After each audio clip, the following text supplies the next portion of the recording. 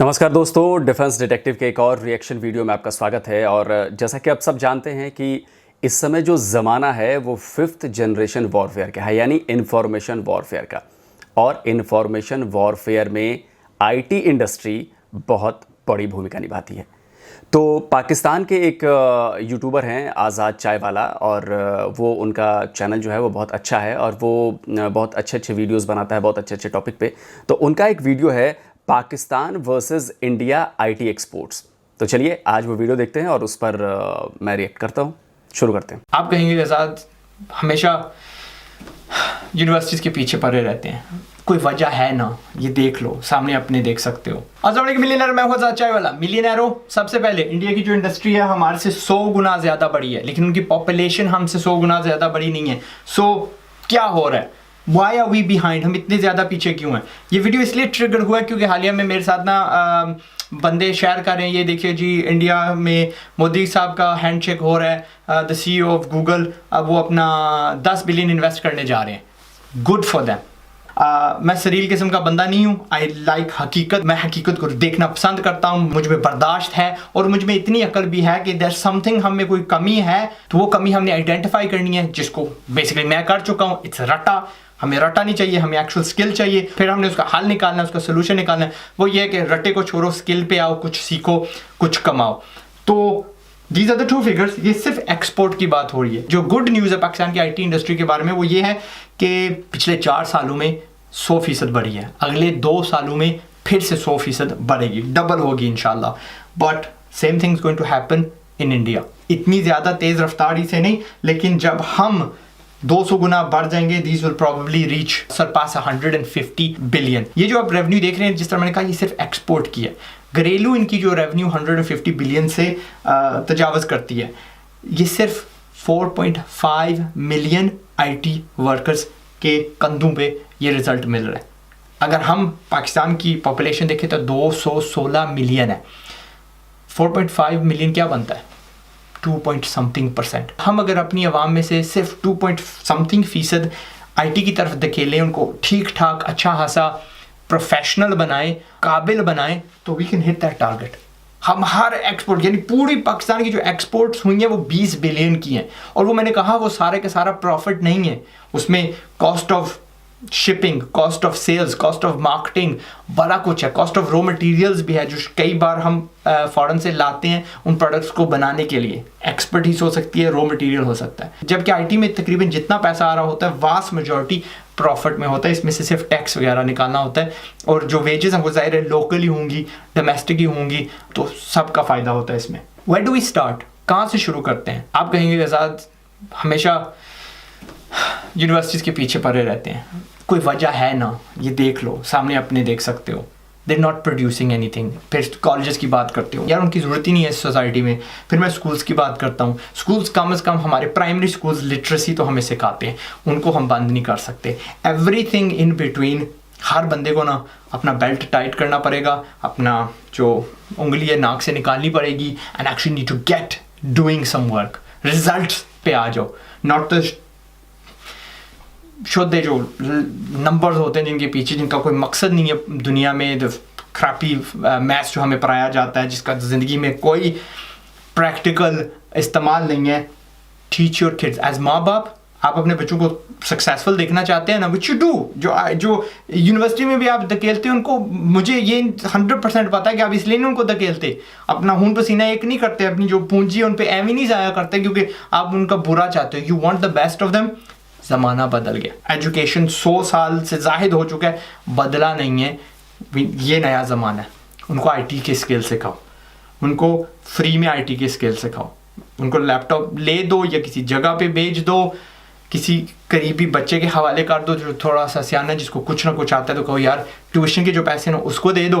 कहो यार इनको फोटोशॉप सिखा दो, इनको ना कोई हल्का फुल्का प्रोग्रामिंग सिखा दो, इनको मार्केटिंग सिखा दो, इनको राइटिंग सिखा दो, कुछ ना कुछ इनको सिखा दो, ताकि बड़े जल्दी आपके कंधे के साथ खड़े होके आपकी सपोर्ट बने, नॉट बोझ। Okay, so that's it, that's the reality of India versus Pakistan.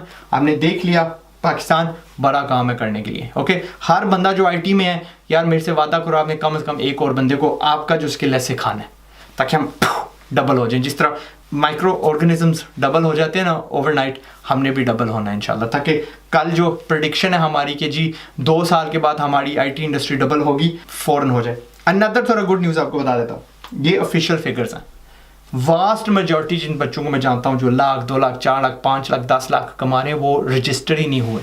They haven't registered themselves as limited companies, या सही चैनल्स के थ्रू पैसे नहीं भेज रहे बिकॉज ना समझ हैं, बच्चे हैं, अभी बेडरूम कोडर्स हैं, बेडरूम फ्रीलांसर्स हैं। तो मैं आराम से कह सकता हूँ कि ये फिगर 2 बिलियन है। इतना हमें आसरा अल्हम्दुलिल्लाह है कि यार ये 2 बिलियन है, लेकिन फिर भी यार 104 बिलियन और ये कहाँ, ठीक है। सो दे आर स्टिल ह्यूमंगसली, जाइनोमसली हमसे बड़े हैं, बट इंशाल्लाह विल कैच अप, अल्लाह हमें भी दे, ठीक है। एंड इंडिया राइट नाउ कह रहा है कि जी हमें थोड़ा अंदेशा है कि हमारी जो लो एंड चीज़ें थी, जो डेटा एंट्री की थी, वो पाकिस्तान हो रही हैं, बांग्लादेश जा रही हैं। यार आई इवन से बांग्लादेश के जो आईटी लोग हैं वो भी काफ़ी शानदार हैं, okay, but we don't want the low end jobs, we want the high end jobs. I will tell you another thing, reality of the world, India की जो बैंकिंग सॉफ्टवेयर है ना, वो काफ़ी पाकिस्तानी बैंकों में चलती है। लाइक आई नो 2 बैंक्स जिनमें मैं बैंकिंग करता हूँ, and one of the managers I spoke to, he said जब भी हमें सपोर्ट चाहिए होता है वी स्पीक डायरेक्टली इंडिया, यानी हम कराची वाले हेडक्वार्टर फ़ोन करते हैं, वो इंडिया सपोर्ट वहाँ पे जो टीम होती है उनसे हमारा रब्ता करते हैं, and that's how we get support. That is something जो जिसे फिनटेक कहते हैं, फाइनेंशियल टेक्नोलॉजी कह लें, we need to start creating. India में बैठ के पूरे दुनिया के बैंक ये चला रहे हैं। I know Dubai Emirates bank इनकी सॉफ्टवेयर पे चलता है, and that's the biggest bank in the UAE.